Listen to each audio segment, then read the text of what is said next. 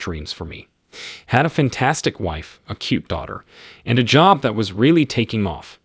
In just 2 years at work, I went from the bottom rung to almost becoming a junior vice president.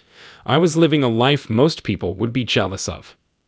In the tumultuous annals of 2008, a catastrophic tempest swept through my life, leaving ruin in its wake. It was a year that birthed the colossal calamity, and despite my innocence in the Lehman Brothers debacle, the repercussions were swift and merciless. The tendrils of financial ventures beyond my means ensnared me, leading to foreclosure and the heart-wrenching loss of my home to the unrelenting grasp of the bank.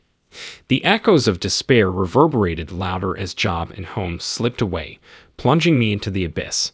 My wife and daughter became pillars of unwavering support, as we traded the opulence of our million-dollar residence for the humble embrace of my parents' guest house, accompanied by a profound decline in income. But fate was not yet satisfied with its relentless blows. In the fateful year of 2008, tragedy struck again with a merciless hand. A car accident claimed the lives of my wife and daughter, delivering the devastating news through the solemn voices of state troopers and medical examiners. The foundations of my world crumbled beneath the weight of unimaginable loss.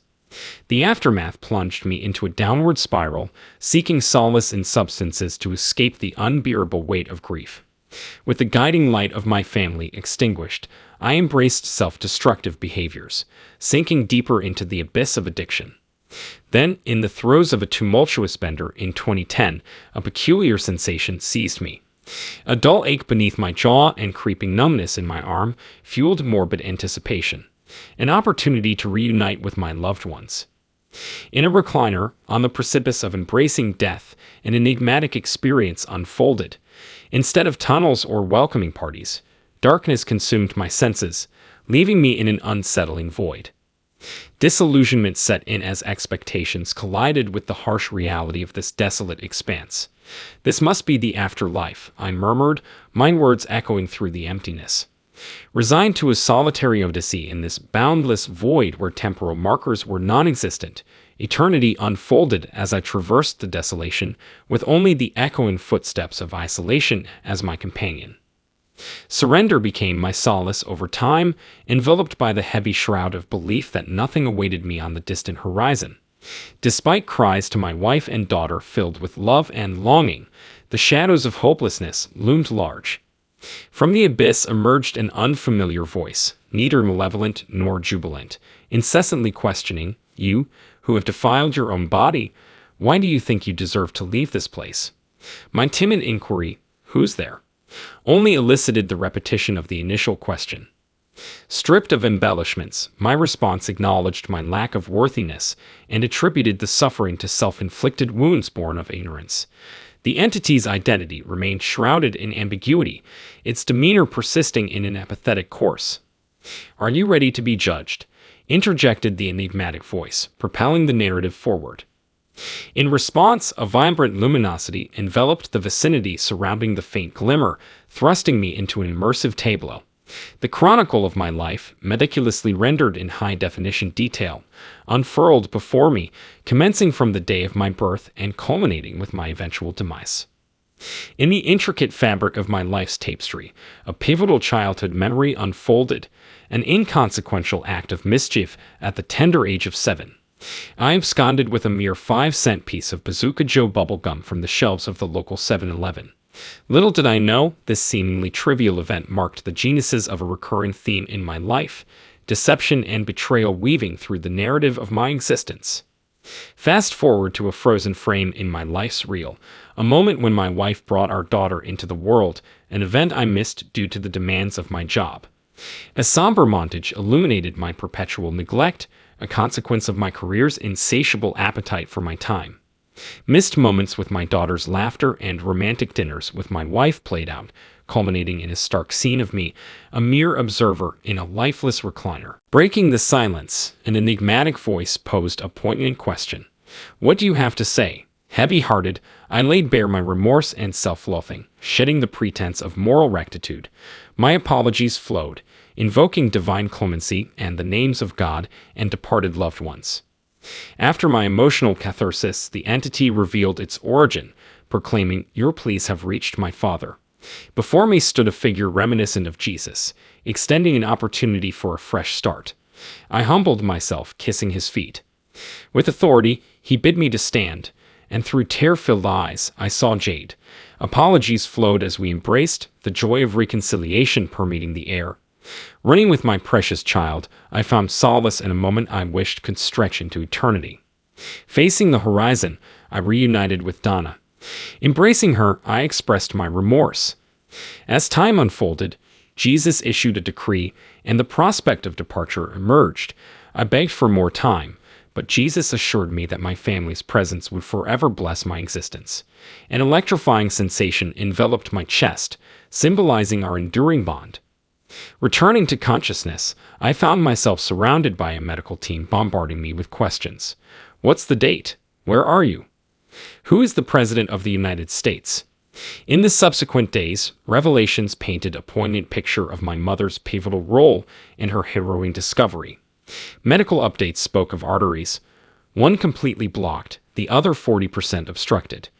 While the lack of oxygen had affected my cognition, assurances persisted that time would aid the healing process.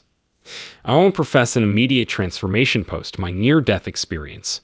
My narrative attests to the gradual, arduous climb from the abyss, a reclamation of self. Engaged in my local church community, I moved toward baptism, my spirit rekindled by accepting Jesus as my Savior. A testament to unwavering faith and the support of my spiritual family, my sobriety persists a decade later. Allow me to share a piece of wisdom. Spend time with your children and shower them with love. Despite the demands of work, cherish the precious moments of family connection.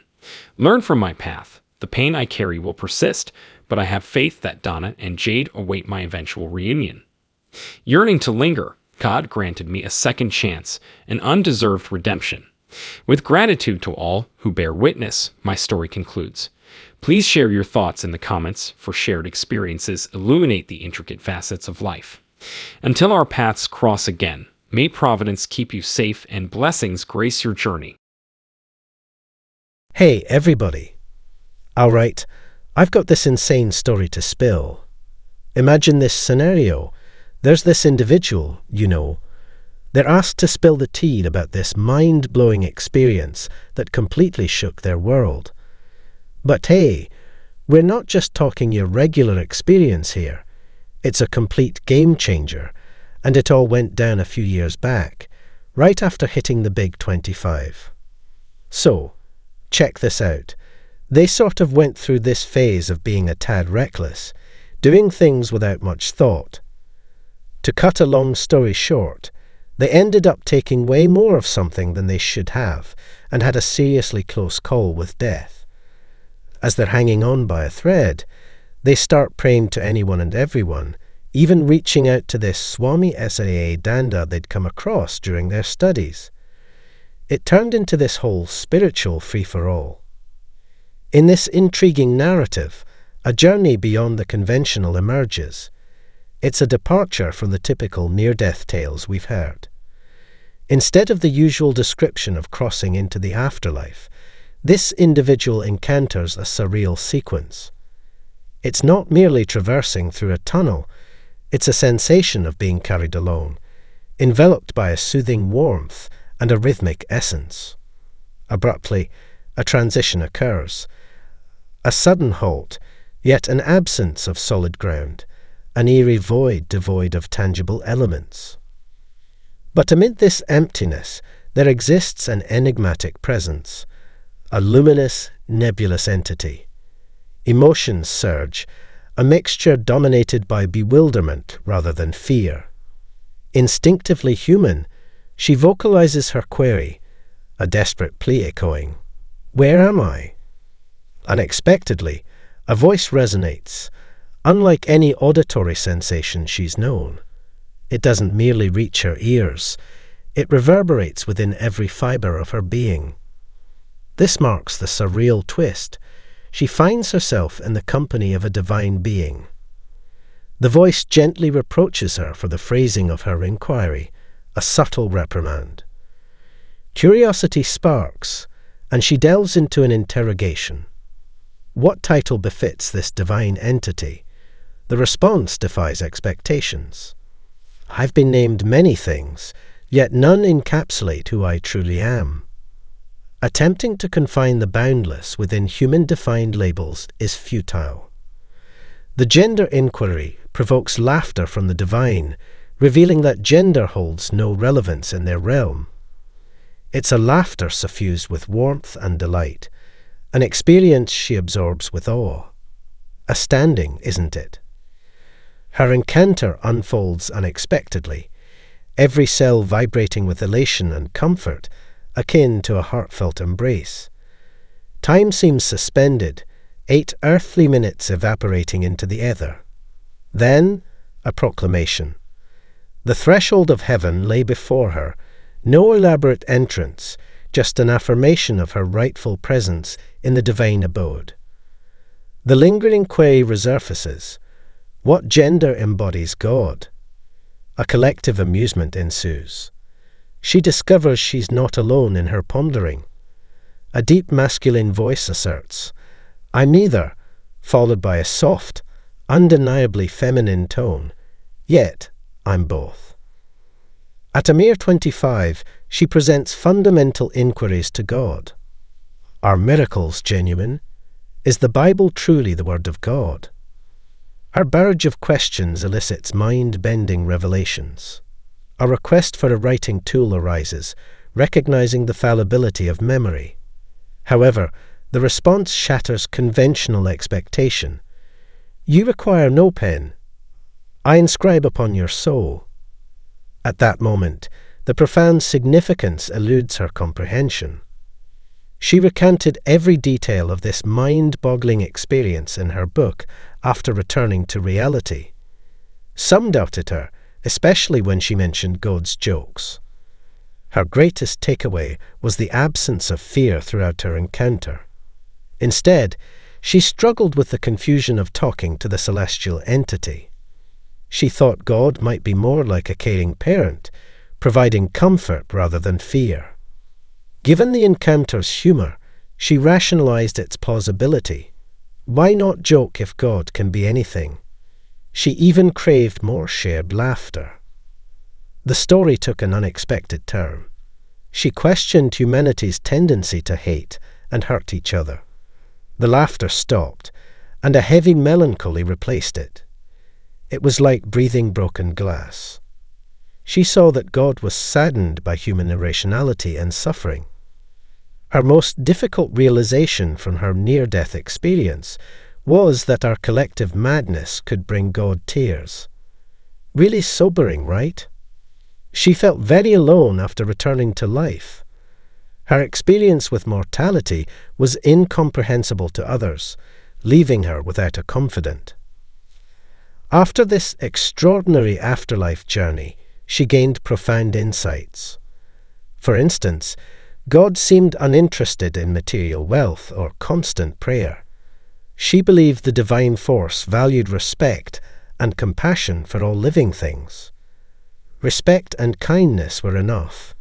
No secret rituals or protocols needed. She also believed death was not the end. It was a gateway to another life. Birth and death marked the transition between states of being. Birth meant leaving the womb for a new world, while death meant leaving familiarity and exploring the unknown. Near-death enthusiasts are excited about spiritual ascension.